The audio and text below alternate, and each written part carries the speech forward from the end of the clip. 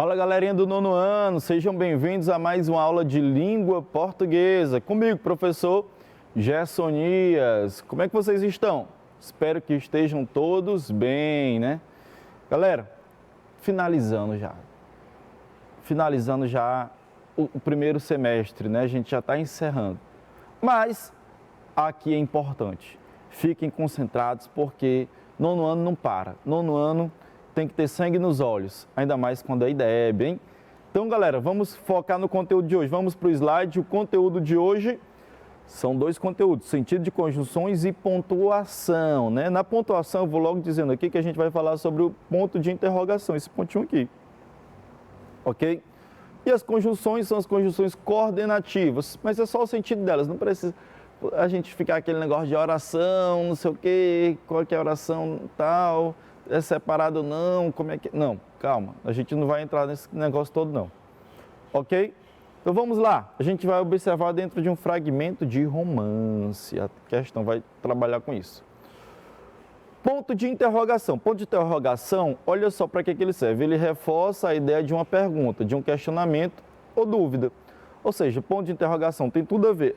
Sempre que aparecer essas palavras aqui, ó, interrogação, pergunta, questionamento ou dúvida, o ponto de interrogação, ele tem a ver. Ok? É importante pontuação, professor, para o sentido do texto? É muito importante. Vamos ver aqui nessa historinha aqui, certo? Diz essa historinha, né, que certo homem muito rico, à beira da morte, pegou ali um papelzinho, né, um guardanapozinho, e escreveu o seu testamento para quem ele ia deixar seus bens, né, porque ele nunca tinha feito. Ele achava que não ia morrer logo, ele achava que ia durar mais tempo. Aí ele escreveu ali rápido, ó, opa, deixa eu escrever. Ele tinha mania de escrever primeiro, né, as palavras e depois sair pontuando onde fosse para pontuar.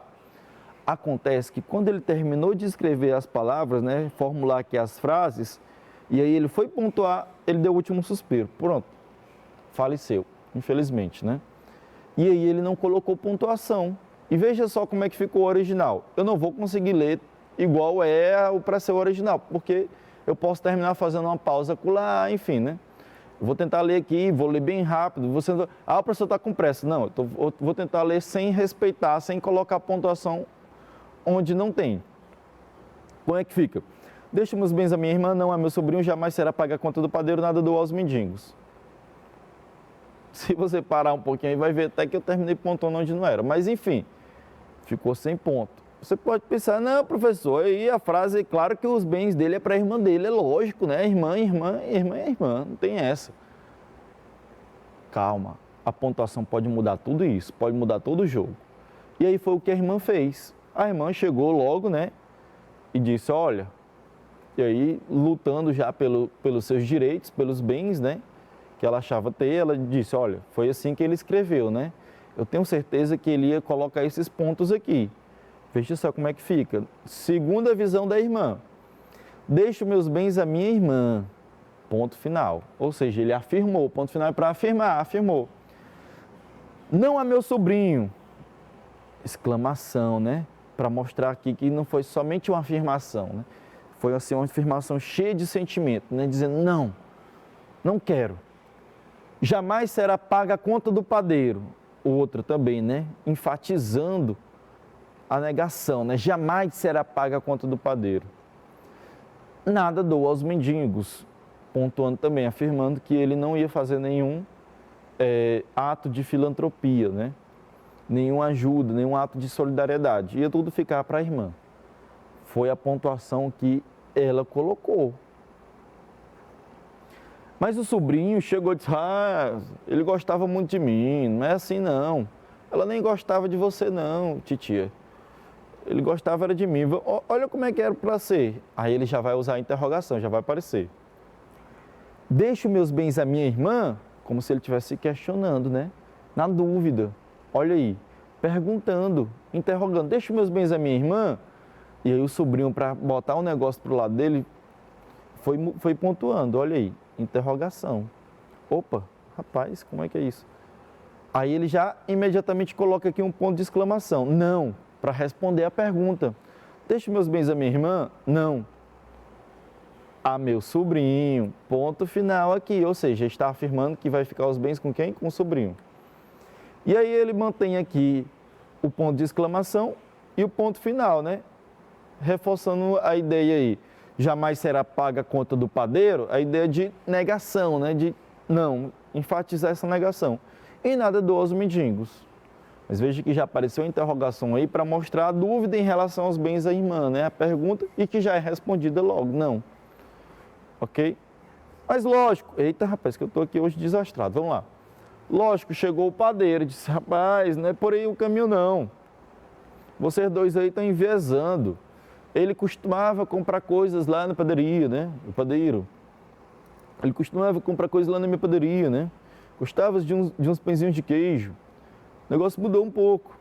Ele tem que pagar a conta.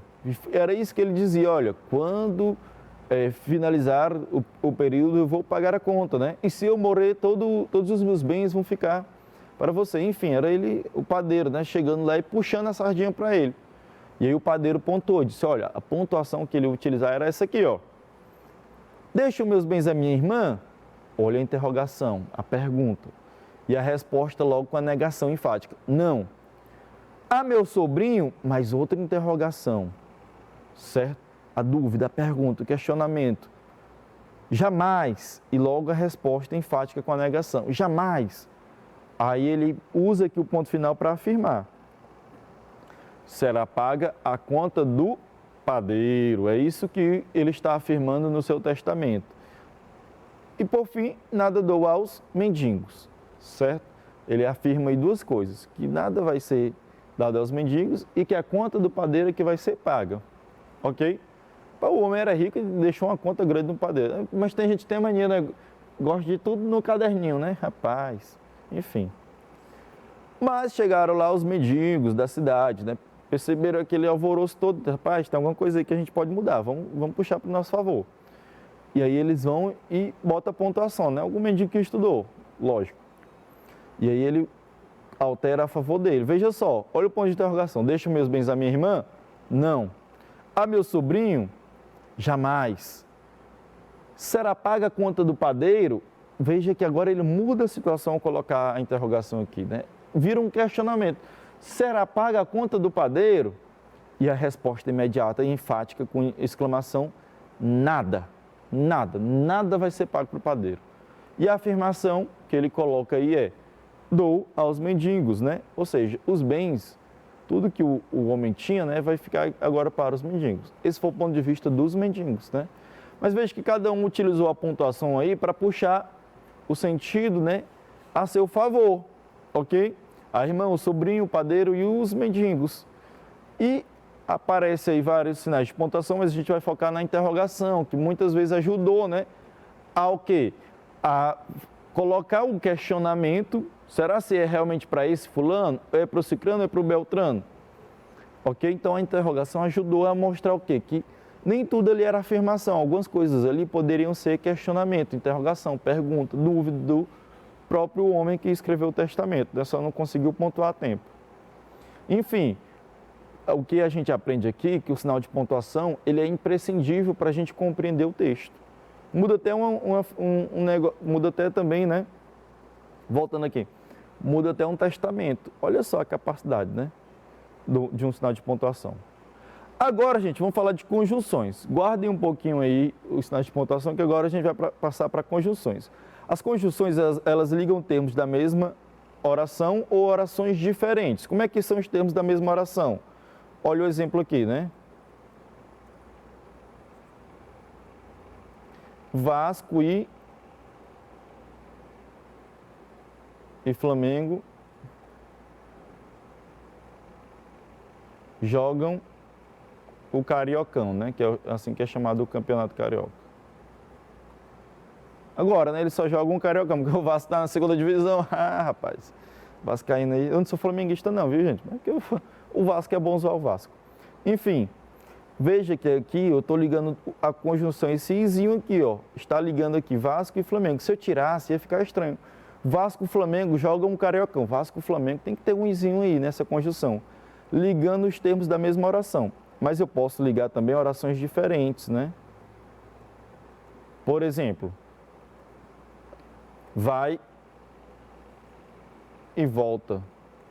Ah, professor, é a mesma oração. É não, gente. Quando tem mais de um verbo, olha aqui, ó, aqui só tem um verbo, então é uma oração. Quando tem mais de um verbo, eu tenho mais de uma oração. Então aqui eu tenho uma oração, vai, outra oração, volta. Certo? Quer outro exemplo? Olha aí. O homem nasce, é uma oração, certo? Mas aí o homem não só nasce, né? Ele também cresce. Outro verbo, outra oração, separado por vírgula. Ele nasce, ele cresce, ele também amadurece. Eu sei que tem gente que queima nas etapas, viu, rapaz? Mas deixa quieto. Ele amadurece, né? Ele vai criando assim mais cabeça, né, para tomar as decisões dele, né? Ele vai pensando antes de fazer as coisas, né? É outro verbo aqui. Já temos 3 verbos, né? O homem nasce, o homem cresce, o homem amadurece. Então temos 3 orações. Depois que ele amadurece, né? Às vezes acontece isso também, né? Ele se reproduz, né? Rapaz, olha o desastre. Se reproduz, né? Certo? Então, aí depende de cada um toma sua decisão, então o homem se reproduz, até para gerar outra vida, né? Depois, já de um tempo, ele envelhece, certo? Aqui é outro verbo. Se a gente for contar cada um desses verbos aqui, ó, do que acontece como nasce, um verbo, cresce, amadurece, se reproduz, envelhece. 5 verbos até agora, né? E por fim, último, né? O último ato do homem, segundo a biologia, né? Morre. Segundo a biologia. Ok? E veja que aqui eu utilizei uma conjunçãozinha também, né? Esse izinho aqui é conjunção. Está ligando orações diferentes, né? O homem envelhecer é uma coisa, o homem morrer é outra coisa, o homem nascer é totalmente diferente de morrer, certo? Ligou orações. Então aqui são as conjunções. Vamos ver mais conjunções e o sentido delas? As conjunções, elas podem, né, as coordenativas, elas podem ter 5 sentidos. 1, de adição, né, que a gente chama aditivas. 2, alternativa, né, que é quando você tem opções, né, elas podem ser excludentes ou não. 3, adversativa, que é o sentido de oposição. Adversativa é oposição. Conclusiva, o próprio nome já diz, né, quando você chega a uma conclusão. E a explicativa, o próprio nome também já é intuitivo, né? Ela está explicando algum fato, certo? Olha aí, vamos ver aqui a aditiva. O izinho geralmente, né, é a principal de aditiva, né? Vai, é a primeira informação, vai. Mas eu adiciono outra informação e volta, certo? Então esse i aqui é uma conjunção aditiva. Tem várias conjunções aditivas, né? O i, o nem, o mais também, junto, viu? Mais também, certo? Como também ou bem como, certo? Um exemplo com nem, aquele ditado. Nem ata, nem desata. Ou seja, ele nem ata, nem faz alguma coisa, né? Que é para atrapalhar, nem interrompe. E nem desata, nem facilita as coisas também, né? Então, nós temos aí o nem atuando como aditivo, porque coloca aí 2 informações, né? Vai adicionando. Nem ata, nem desata. Certo? Alternativa. A alternativa, ela dá opções, né? Tem até a ver com a alternativa na hora de você marcar a questão. Você não tem lá 4 opções e escolhe uma delas? Pode ser excludente ou não, né? Tem um título de um filme que é bater ou correr. São as 2 opções, né? Enfrenta o adversário ou então corre, certo? O ouzinho é a principal conjunção alternativa, né? Mas tem o seja, o ora, né? Ora estudava, ora brincava, né? Ou seja, em algum momento ele estudava, em algum momento ele brincava. Aí é o ora, esse ora aí é mais para tempo, né? E tem esse quer, né? A gente tem aquela expressão, né? Quer, seja por bem, quer, seja por mal, né? Ou seja, a alternância aí, né? As opções. A alternativa é a opção. Adversativa, oposição, né? Tem uma frase aí muito famosa sobre política, né? Não vou me referir aqui não. Roubou, mas ajudou, né? Roubar é algo ruim, né? Quando alguém faz com a gente, né? Roubar é algo péssimo, né? Mas ajudou, é o oposto, né? Como é que um roubo pode ser ajuda, né? É o que dizem por aí, certo? Enfim, então roubou, mas ajudou. A gente tem aqui uma oposição, viu? Não estou aqui querendo falar sobre política não, viu, gente? Estou só colocando aqui nesse sentido de mostrar algumas frases. Eu não ficar criando, eu não gosto de criar frases assim, não. Eu gosto de pegar o que já é utilizado. Então, nós temos aí, ó, o mais é a principal de oposição, mas sem o i. Ele equivale também ao porém, ao contudo, todavia, entretanto, né? Roubou, porém, ajudou. Roubou, contudo, ajudou. Certo? Então, a gente pode fazer essas trocas aí também. Conclusiva, quando você tem um fato e você chega à conclusão desse fato. Penso, logo existo. Aí uma frase, né, de um filósofo chamado René Descartes, certo? E aí ele chegou à conclusão, né, de que por ele pensar, ele conclui que ele existe. Ou seja, se você imaginar, por exemplo, esse computador aqui que está na minha frente, você está vendo, olha para a minha telinha pequenininha, olha o computador na minha frente. Será se ele tem ideia de que ele existe? Ele só pode ter ideia da existência dele se ele pensar. Ah, professor, mas o computador calcula mais rápido que eu. É verdade, né? Rapaz, para tu ver. Mas o computador é uma máquina, viu, gente? Ele processa dados, ele não pensa. Ok? Ele processa. Quem faz ele processar esses dados? Ser humano, rapaz. A gente é mais sabido que o computador, porque a gente inventou ele. Certo? Então, o que esse filósofo quer dizer é que só quem sabe que existe é quem pensa. Ou seja, penso, logo existe. Esse logo aqui é uma conclusão. Certo? Olha aí mais outras de conclusão. Portanto, por fim, então, por isso, assim. Ok? É até aquele silogismo, né? Por exemplo, Sócrates todo homem é mortal. Sócrates é homem. Logo, ou seja, conclusão. Sócrates é o quê? Mortal. Se eu digo que todo homem é mortal, Sócrates é um homem, a conclusão que eu vou ter sobre Sócrates é que ele é também mortal. Certo? E a explicativa? Essa frase aqui é uma mudança, né? Foi uma frase de um presidente no passado nosso, no Brasil, né? Que falou essa expressão aqui, né? Só que ele falou diferente, ele falou filo porque quilo, né? Aqui eu mudei ela para vocês entenderem melhor, né? Fiz porque quis. A explicação que ele quis dizer porque ele fez alguma coisa que ele quis. Ele explicou. É ou não é? Certo? Criança tem muito disso, né? A explicação dela é bem simples para as coisas. Então veja que esse porquê ele explica, né? Por que ele fez. E o porquê geralmente junto, esse porquê juntinho, sem acento, é o explicativo, viu? Ok? Aqui, gente, tem uma falha nossa aqui. Não é o ou, o seja, não, viu, gente? Pelo amor de Deus, não levem isso a sério, não. A gente pode trocar pelo pois, pelo uma vez, pelo visto que, ok? Certo? Todos eles podem substituir aí o porquê. Belezinha? Tranquilo? Então, são essas por exemplo, os sentidos, né, das conjunções. São 5 sentidos das conjunções alternativas. De adição, de alternância, né, que é as opções, adversativa, que é oposição, conclusiva, conclusão e explicativa, explicação. Ok? Você pode anotar depois essas conjunções. Eu tenho certeza que os professores vão mandar para vocês essas conjunções também. E aí vocês vão ter elas. Vocês podem tanto conhecê-las ou podem, pelo sentido, descobrir qual é o sentido delas, né? Pelo sentido de toda a frase. Vamos praticar? Vamos ler aqui um fragmento de romance, né? É o texto aí do Pequeno Príncipe. Vamos colocar aqui o zoom para ficar melhor a visualização de vocês, né? Aqui é um trechozinho lá do texto do Pequeno Príncipe, né? O livro, a história O Pequeno Príncipe. Certa vez, quando tinha 6 anos, vi num livro sobre a Floresta Virgem histórias vividas. Uma imponente gravura. Representava ela uma jiboia que engolia uma fera. Eis a cópia do desenho. Olha aí a jiboia engolindo a fera. Dizia o livro, as jiboias engolem sem mastigar a presa inteira. Em seguida, não podem mover-se e dormem os 6 meses da digestão. Refleti muito então sobre as aventuras da selva e fiz com lápis de cor o meu primeiro desenho. Meu desenho número 1 era assim.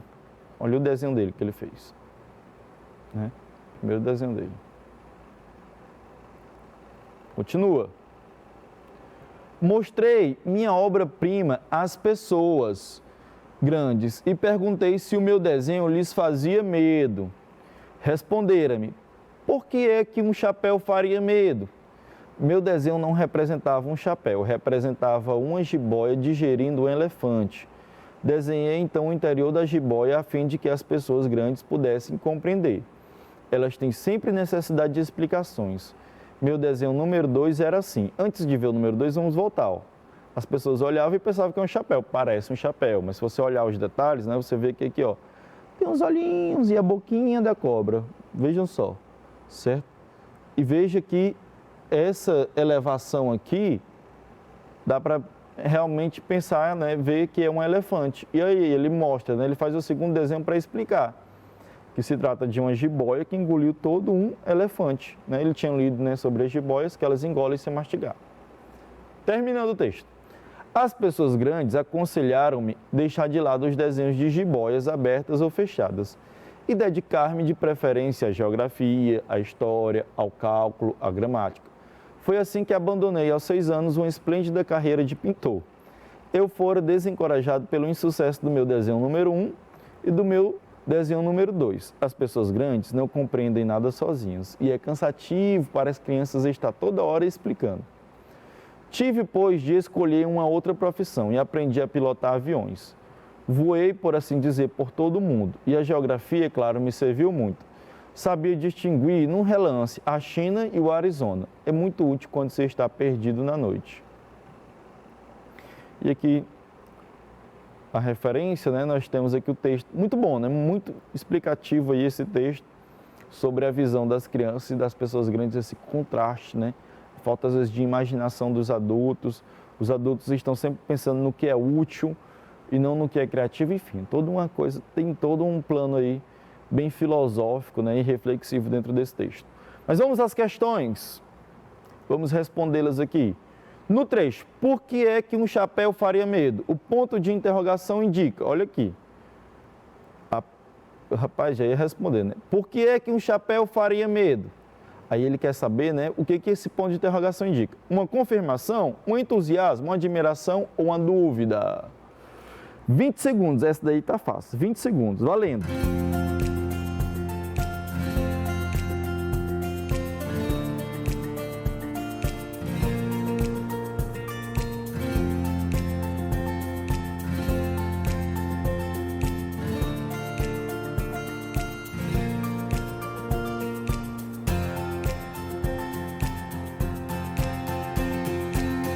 Pronto! Galera, nessa daqui dá até para responder por eliminação. Olha esse macete aqui para vocês. Eu sei que não é bom esse macete não, mas vamos lá. Confirmação, mas é bom que vocês aprendam. Confirmação, gente, é muito parecido com afirmação, não é? E qual é o ponto? É o ponto final, viu, gente? Aqui é um parênteses mostrando o ponto final. Entusiasmo. Entusiasmo, gente, geralmente, a pontuação que mostra, né, os sentimentos da pessoa, do locutor, né, é o ponto de exclamação, certo? Ponto de exclamação, é isso daqui. Admiração também é o ponto de exclamação, certo? Então, a, B e a C já não podem ser, porque não é função do ponto de interrogação mostrar confirmação, entusiasmo ou admiração. Ponto de interrogação, ele geralmente serve para interrogar, perguntar, questionar ou então para mostrar uma dúvida, né? Certo? Então aqui, letra D. Quando as pessoas perguntam, né? Tem a dúvida, por que é que um chapéu faria medo, né? Então essa é a pergunta aqui. Próxima. Em os desenhos de jiboias abertas ou fechadas, a palavra destacada tem sentido de alternância, explicação, oposição ou adição. Esse ou, acabei de explicar ele, viu? Eu vou dar aqui os 30 segundos para vocês, beleza? 30 segundinhos. E aí vocês, eu vou mostrar depois lá o quadrinho de novo, dos conectivos. Valendo!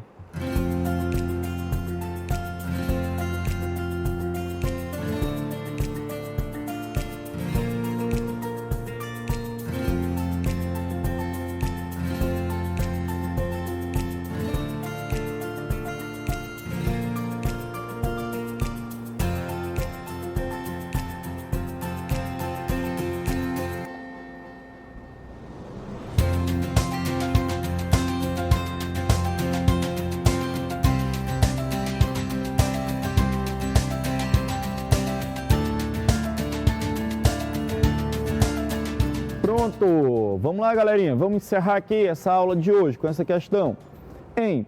Os desenhos de jiboias abertas ou fechadas. Galera, lembra que eu disse que quando dá sentido de opção, de você escolher uma coisa ou outra, veja que ele tem aqui a opção, né? Desenhos de jiboias. Aí as opções: 1, as jiboias abertas, ou 2, fechadas, né? Certo? Então, veja que ele fala isso lá no trecho. Vamos ver o trecho? Olha aqui. Eita, agora eu vou ter que me virar para achar o trecho aqui. Pelo amor de Deus, né? Vamos lá. Desenho, dizer que todo mundo. Rapaz, agora deu, hein? Por que eu fui fazer isso, né, gente? Se o meu desenho respondia, representava o desenho, então... Olha aqui, os desenhos de jiboias abertas ou fechadas. Olha aqui o trecho. Os desenhos de jiboias abertas. Então, vamos ler aqui todo. As pessoas grandes aconselharam-me deixar de lado os desenhos de jiboias abertas ou fechadas. Que ora ele desenhava as jiboias fechadas e outro momento, né, abertas. Vamos para o quadro aqui, olha só. Onde é que tem o ouzinho? O ou é de alternativa, né? Ou alternância. Então, você pode marcar, né? Porque você conhece a conjunção por conhecer, ou então por ver o sentido dela, né? Veja aí que tem esse sentido de alternância. Ele alternava, né? Ele desenhava jiboias fechadas, ele desenhava jiboias abertas, né? Essa alternância aí, ok? Tem a ver com alternativa. Ou você marcar a B, a C ou D, né? Qual você achar que é a correta. No caso aqui é a letra A, viu? Explicação, a gente sabe que da explicação é o porquê. Oposição, a gente sabe que é o mais, o principal, e da adição a gente tem o izinho, né, como principal. Beleza? Vamos só conferir o gabarito. Olha aí, certinho, tudo ok. E obrigado, até a próxima, galerinha. Valeu! Abraço!